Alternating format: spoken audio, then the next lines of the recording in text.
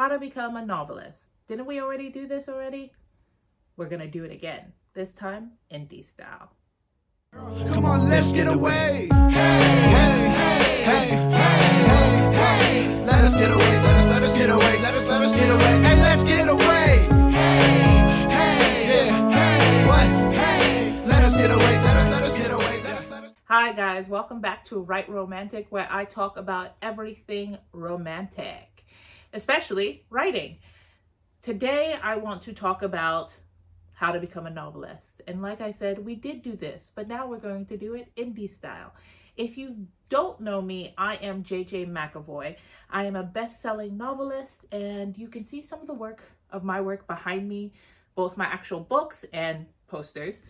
Today, I want to talk about the indie world. If you don't know what that means, it means independent publishing. If you are an indie novelist, that means you probably don't have an agent, you don't have a whole entire marketing team, you don't have anybody but yourself. And that is scary. But like I said before, it is so freeing because there are no longer any gatekeepers. You write a book and then you publish a book. I'm going to talk through all the steps on how you go from being a writer to becoming a novelist in the indie publishing world. So, step one, write. I know I said this in the other video.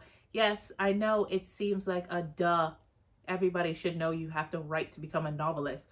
But still, it needs to be said and reiterated because it is the first step and it is a daunting step, but that's the only way you can ever get started. If you're looking at these videos or any other videos and you still haven't written your book, stop. Go write your book. I'll still be here. YouTube will still be here. All of the questions you're looking for are still going to be here. Go write. So if you've done that, let's now move to step two. Step two, editing. Yes, I know this sounds a lot like the traditional publishing route. It is, because it's still super necessary because of all the same issues that I mentioned the first time. When you are trying to get your book published, the biggest thing you can worry, see I had three biggest, the biggest thing you need to worry about is editing, because it is huge. Readers will pick up on everything. And unfortunately, we're only human. You're going to make a mistake. There's going to be a drop comma. There might be a repeat of a word. There might be a messed up sentence. That readers also know, and they give us grace. So it's okay.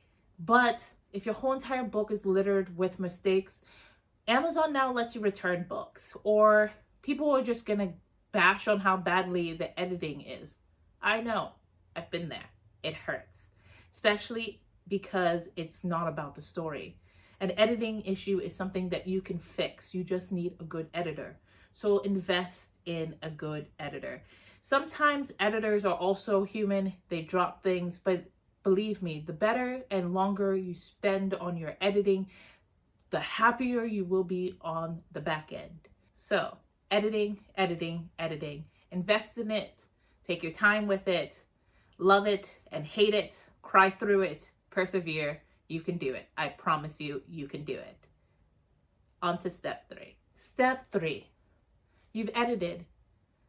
Now, this is where traditional publishing and indie publishing diverge, because now you need to look for a book cover. Yes, you are now captain of this book. What type of story is it? If you're writing romance, there's a whole different... Your cover says a lot about what your book is going to be.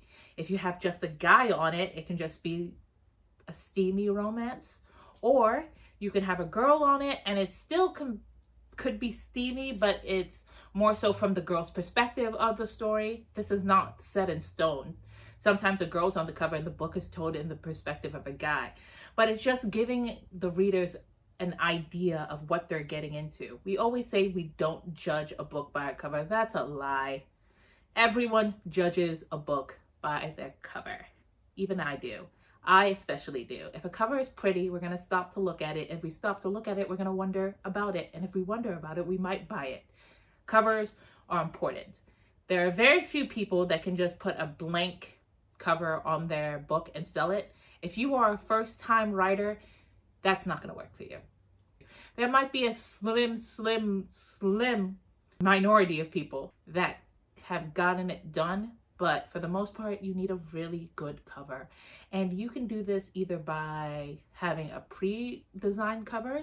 So what that means is somebody has already created a cover. It just has the word title there and it has author's name there. You just insert your own, and you can pay anywhere from like $25 to hundreds of dollars on these pre-made covers. It all just depends. Or you can get a book cover designer, and those people will sit down with you, talk to you about what you're envisioning, what your book is about, how you want to market it. They will sit down with you to basically help make the cover you think you want into reality. And that's going to cost more, but it's going to be worth it. If you have photoshopping skills, this might be a good time to break it out, because you could save a whole bunch of money making your own book covers. I'll talk about that because I made my own first too. Step 4, book formatting. This step is difficult because most people do not have software to format their book into an ebook, which is how most people read and is definitely what you need to do. It's not possible to just sell a paperback. Even major publishing houses struggle to sell off all of their paperbacks. Ebooks are this generation's iteration of book reading. So you need to format your book from Microsoft Word or Pages or whatever other software you have written your book into an ebook, which is either Kindle, which is a Mobi, or EPUB, which is for iBooks. Those are two separate things, and you really need to know the difference. Kindle, ebook, or EPUB. Mobi, EPUB. Two separate types of books that go to two different types of websites if you are indie publishing. Basically, you can think of it this way. Amazon uses Kindle, and Kindle is a Mobi, and iBooks uses EPUB, which is an ebook. Well, it's just a different format. So those are two different software, and you need to get both of them, because most likely you're not just selling on Amazon or you're not just selling on iBooks. You most likely need both formatting. If you don't know how to format yourself, good news. There are people out there that can do it for you. Bad news, it's going to cost you. In fact, just know that throughout the whole entire indie publishing world, you're going to be paying a lot before you can actually get your wheels up and going. Again, you're in the driver's seat, so it's up to you. So once you get your ebook, whether it's the Mobi or the EPUB files, you then have to upload them onto a site. Yes. What? You have to upload them yourselves? You do. Those are super important. Amazon, you publish directly from their website, KDP, and you'll put it up for you. You basically select the date you want to publish, and then from there, it takes care of all of your needs. You just plug in all the information, your summary, your title, put in your book cover, and you just wait for your publishing date. I'll keep reminding you to make sure you have your most updated version of your book ready for pub date. Usually they give you up to, I think, 2 or 3 days before you are going to publish live for the whole entire world, so you can get your manuscript in. Think of that as your final deadline. You have to have the final version of your book at least 3 days before the publishing date you have selected. That seems like, oh yeah, I'm already finished the book, I'm great. Sometimes things come up, you have an editing issue, the EPUB is not working the way you want it to work, it's not opening, there's a glitch somewhere, you have to fix it. So give yourself enough time between when you get your last version of your book to when you're gonna upload it, because you never know what's going to happen, and you should always give yourself room. The last thing you wanna do is freak out right before you publish your book because there's a glitch and you don't have time to fix it. Step 5, marketing. Marketing. This is a very tedious step because you're a writer, you're a novelist, you are not a marketer, you do not know how to basically make people read your book. And sadly enough, it's not as easy as sending out a reminder on Facebook to all of your friends or posting it once or twice. If you are really serious about getting your book into people's hands, then you're going to have to put in a lot of effort here. There's no one else to help you but you. So that means you have to definitely do your research. You have to figure out how to get your book in people's hands. And pretty much the best way to do it is book blogs and bookstagram. I was going to say book Instagram, but bookstagram. Please don't spam these people. They have thousands of people wanting to get their, I don't know if it's that many, but they have a lot of people trying to get them to read their book, and they are reading it because they enjoy reading.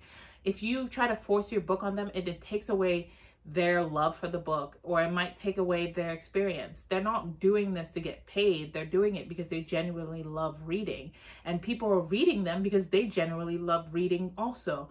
And so if you're trying to force your book into the hand of a book blogger or a book Instagrammer, it's going to backfire, and it's going to be painful, and it's just going to annoy everybody all around. So what do you do if you want them to read your book, but they don't know you or your work? Luckily, there is steps that you can do, or at least people that can help you, and that is called book tours. Basically, you can pay. They vary in cost. It comes from $50 to maybe $100. So each package is different. They all do different things. And this is important because of the fact that it's all there to cater to your budget and also to help you promote. So sometimes you can just do a book, what we call a book blitz. And so this is when you send out all your information to the party that's collecting all of these book blogs, and that's your book cover, your book summary, maybe an excerpt from the book, and they send it to a whole bunch of blogs, and they decide to post it on their blog. They haven't read the book. It's more so of like informing the public, here's my book. But oftentimes bloggers are not always fond of doing that because people want to know their recommendations. And so sometimes the best thing to do is get a book review tour. And so what that means is whoever is hosting your tour or whatever company you went with is most likely sending out the book to bloggers or bookstagrammers in exchange for the book. This is another good reason why you should give yourself time between when you publish to when you actually have the book finished, because people need to read it. And the best way to read it is not just when it comes out, but an advanced copy. So maybe give yourself maybe like a month, 2 months. If you're solely just a new writer and you want people to have reviews and stuff like that out for you, sometimes bloggers need like at least a month to get to your book and just have it on their schedule. So if you have a book that's coming out next week, no one's going to have time to go and read your book and put it at the first of the line if they don't know you. And so even big time authors usually give out enough warning so that book bloggers have enough time to read it and get back to them. That is super important. I know it's a lot of information. Maybe I'll do like a video on just solely marketing, but it's really important that you understand that this is all your effort. You can do nothing and hope for the best, but if you really are serious and you really want to push your book and you really think people are going to want to read it, you have to market it. You have to sell it. If you don't believe in your book, who's going to believe in it for you? So that's why I always say market the best you can. And I know this step is hard because I struggle with it all the time because I just want to write. I just want people to be like, oh, I trust it's going to be a good book. It's her. No problem. It's JJ. I'll love her book. And I just hope they pick it up. But I've noticed, even with me, when I promote a book, it has such a bigger response than when I just throw a book out there. One day, maybe I'll get to Beyonce level status and I just drop a book on a day and it just sells out like massively. But until then, we're going to be here marketing. Step 6. So you have gotten to this point of publishing. You have written your book, you've edited that book, you've gotten the book cover, you've done the inside formatting, now you've done the marketing. Yes, it's time to publish.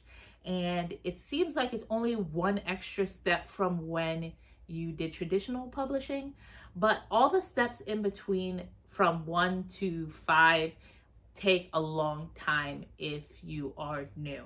Once you figure out how to do it swiftly, then you can just be cranking out books at the speed of light. But with step 6, it's good to go back and look over all of the steps that you have just done. Because if you're going the indie route, it is constantly this cycle.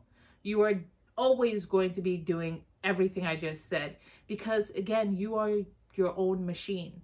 You are controlling everything. You are your publisher, you are your agent, you are the novelist. That means everything is on your shoulders. So anything that happens, all the communications that need to be done is left to you. It is stressful. It is completely worth it. Why? Because you have freedom. I think the traditional publishing route is amazing and it is great for anyone that needs to do it.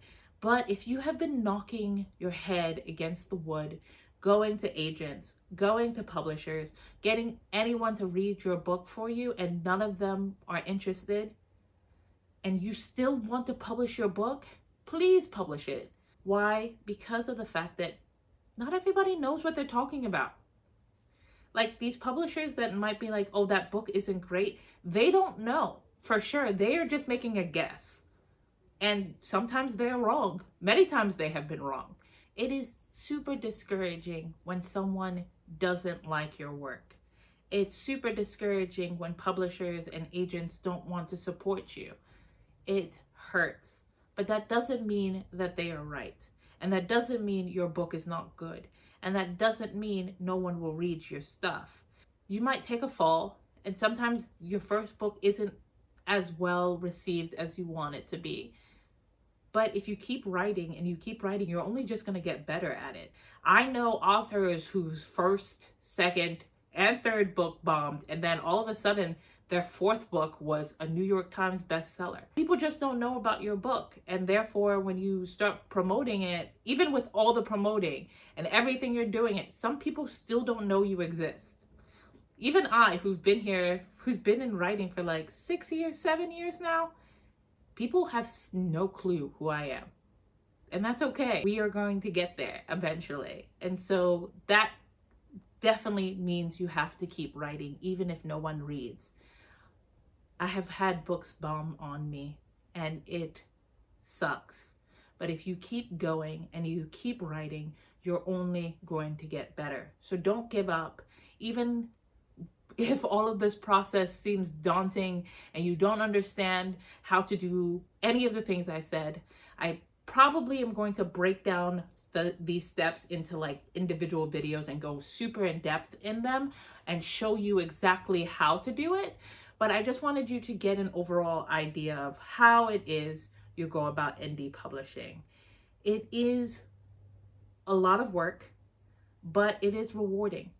The only thing stopping you from publishing your book is you. And once you get over yourself and tell yourself that you're going to do this no matter the outcome, you've now joined the ranks of novelists. So I hope you don't give up and you definitely go all the way and become a novelist. I also hope you like, comment, subscribe, all of that, as well as follow me on all your social media. If you're there on social media, I'm most likely there at JJ McAvoy. Until then, keep writing, keep reading. Bye, guys.